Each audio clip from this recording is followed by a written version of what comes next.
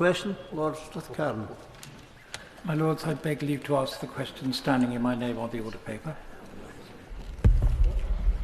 My Lords, South Western's performance before and after public ownership has remained below standards passengers deserve. We inherited from both the previous government's management and the previous owners a very serious driver shortage and 84 out of 90 new trains sitting in sidings, unused but being paid for from the public purse for several years. Since May, the number of new trains in service has quadrupled and many more drivers are being recruited. It will take time to fix the poor management of the past, but the new managing director and his team will do just that. Thanking the noble Lord the Minister for reply, and I agree it's been a disaster for years. But passenger groups report that since nationalisation, South Western has suffered a 50% increase in cancellations, and even worse on Monday mornings and Friday afternoons. And delay minutes per 100 miles have risen by 29%.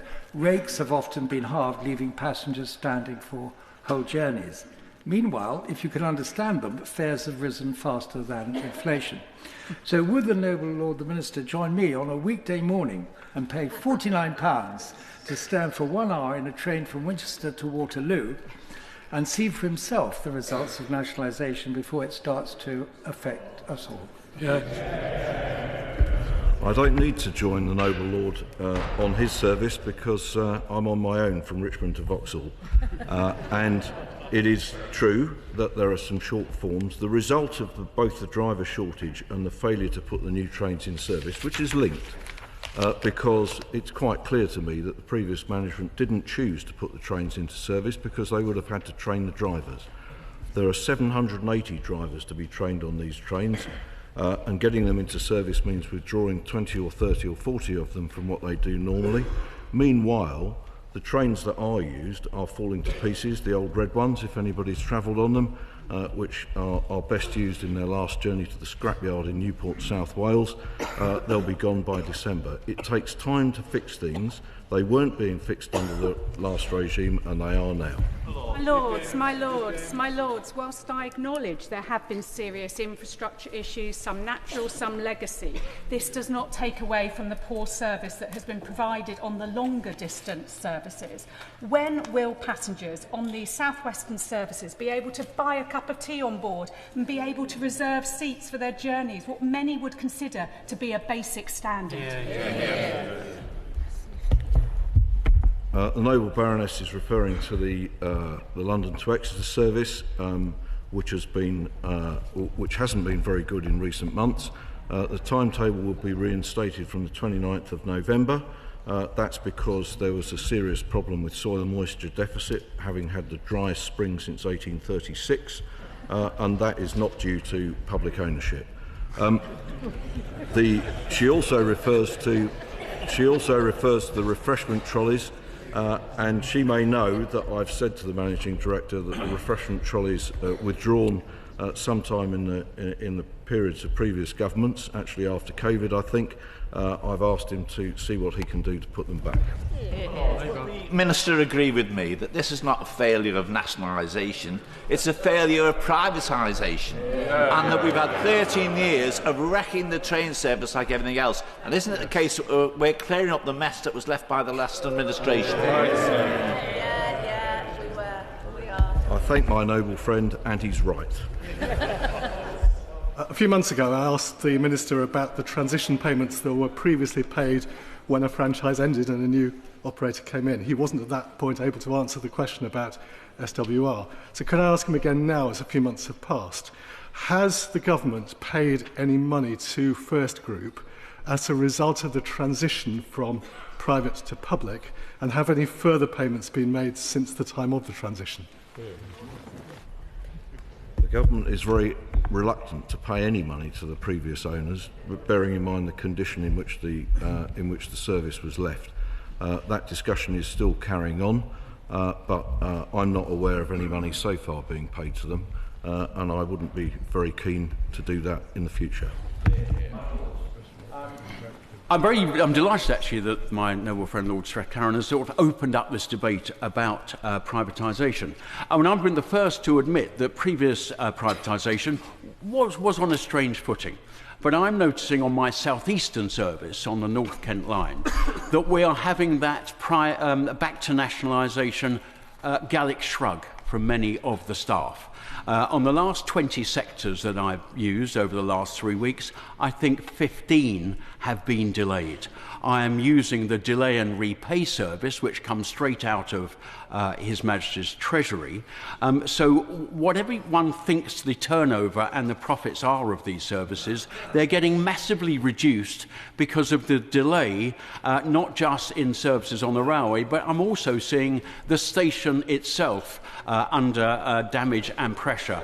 For instance, at Rochester Station, the lift has been out of operation for 2 weeks, which I can say causes me some inconvenience. There wasn't a question in there, but what I would say is that now that South Eastern is run by a managing director who's responsible for both the operations and the infrastructure, I will get Steve White to talk to the noble lord, and he can make his complaints in person on Rochester Station. My lords, can I declare an interest as using South West trains, but on the Portsmouth line, and can I suggest to Lord Strathcarron he buys a senior rail card? Isn't one of the problems of the government's policy is that it now gets blamed for all the problems on the railway companies that it so-called owns? And I think that I personally think the service on my train has been pretty good, except for one instance which I blame the Minister for. Can I ask the Minister, is he confident that South West Trains will continue to get the investment it needs now it's under government control? I am confident of that, and indeed, if you're a regular user of if the noble lord is a regular user of the Portsmouth line, he will know that the signalling has been replaced in the last 3 weeks, which demonstrates significant investment in what was an unreliable system. The purpose of the forthcoming Railways Bill is to create Great British Railway so that the railway for the first time for over 30 years is run as a holistic whole by people who understand how to run a railway for the benefit of passengers and freight. And I think that that's better than the system that I've inherited and had to work with for many years. Excuse me, it's Labour's turn. My Lord, hasn't it been the case that a lot of the problems with the conditions of the rolling stock arises from the ludicrous decision to put out the work to the leasing companies, for whom it was a massive licence to print money, and certainly neither passengers nor the Treasury benefited from that? Whilst it might be possible to agree with my noble friend, I think on this occasion actually this isn't correct. The old trains on the South Western have been at the end of their lives for some 5 years, and indeed I found when I arrived there an extraordinary plan to spend 25 million trying to resuscitate rusty trains in order to keep them in service, because the new ones have been in the sidings for 5 years. I don't think actually that's a fault of the rolling stock companies. I think that's a fault of management and previous government. Lords, under the system of franchising, should a franchise fail, the government would have the opportunity of putting in an operator of last resort. Who is the operator of last resort now? Well, the noble lord is familiar with that system, and indeed, in his government's time, 4 franchises were already in public ownership as a consequence of that, and by and large, they're doing better now than they were under the previous regime. You don't need an operator of last resort if you have management committed to a long-term future of the railway which satisfies passengers and freight. My lords, my noble friend Lord Strathcarron is a passenger who has a strong voice because he sits in your lordship's house. The Labour government, the Labour Party before the election, promised in its documents, in its manifesto and its document about rail, that it would create a strong passenger voice for all passengers. But now that we see the railway bill, we see that it's a wimpish creature, a revamped travel watch that has no power at all to compel Great British Rail. Wouldn't the Minister just like to admit now that in his vision of a single directing mind for the railways in this country, there really is no room for the passenger except as supplicant, never as customer? I think the noble lord should read the draft bill more carefully, because if he does, he'll find that the rather antiseptically named Passengers Council, and it will have a better name than that in practice, will have the right to ask for regulatory action to be taken against Great British Railways if it fails to deal with subjects that the Passengers Council has a view about. I'll be very happy to meet the noble lord afterwards and point to him the specific wording of the clauses, and no doubt we'll debate them in due course. Third oral question.